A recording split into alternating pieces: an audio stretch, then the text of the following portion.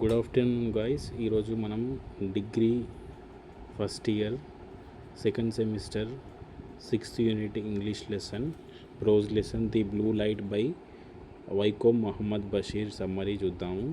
Osmania university degree స్టూడెంట్స్కి English syllabus కోసం the blue light అనే లెసన్ 6th యూనిట్లో ఉంది. దీన్ని ఈరోజు అబౌట్ ఈ 12 మార్క్స్ క్వశ్చన్కి కంప్లీట్ ఆన్సర్ డిస్కస్ చేద్దాం. ఈరోజు the blue Light is the name of the lesson written by Vaikom Mohammed Bashir. Just స్పెల్లింగ్ని ప్రాక్టీస్ చేయండి. Lesson name, author name, spelling ప్రాపర్గా రాయండి.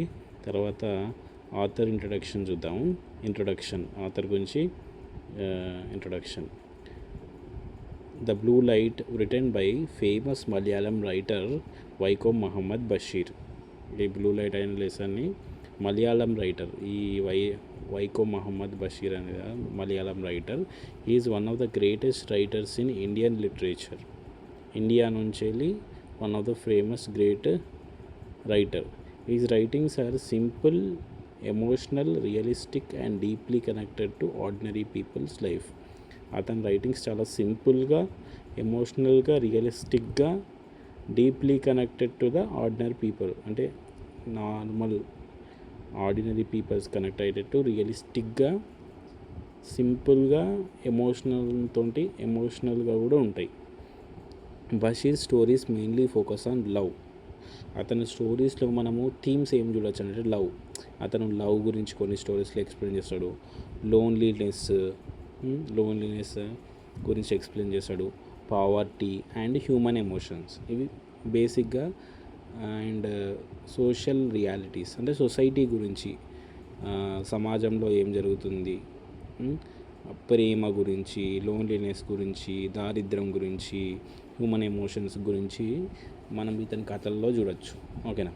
Is language is simple but the meanings are very deep. Language కూడా చాలా simple ఉంటుంది, story చాలా ఈజీగా అర్థమవుతుంది, బట్ డీప్ మీనింగ్ ఉంటుంది ఈ లెసన్లో. మనము the blue Light is a touching and thought provoking story that shows human loneliness, emotional suffering and the search for hope in life. ఈ లెసన్ ద బ్లూ లైట్ అనేది చాలా ఎమోషనల్గా, థాట్ ప్రొవోకింగ్గా ఉంటుంది. అది ఏం చెప్తుంది అంటే, దేని గురించి మాట్లాడుతుంది అంటే హ్యూమన్ లోన్లీనెస్ అంటే ఒంటరితనం. తర్వాత ఎమోషనల్ సఫరింగ్, ఎమోషనల్గా ఫీల్ అవ్వడం. And the search for hope in life. Search for hope in life అంటే బతకడానికి ఒక రీజన్, ఏదైనా ఒక పాజిటివ్గా ఉండడానికి కోసం ఒక చిన్న మోటివ్. ఓకేనా. తర్వాత summary of the lesson. The story revolves around a lonely man. ఈ స్టోరీ మొత్తంలో one of the important character అనేది ఒక పర్సన్. అతను ఎవరో కాదు, మన రైటరే. ఇది ఒక ఆటోబయోగ్రాఫికల్ రైటింగ్ లాగా. ఓకేనా.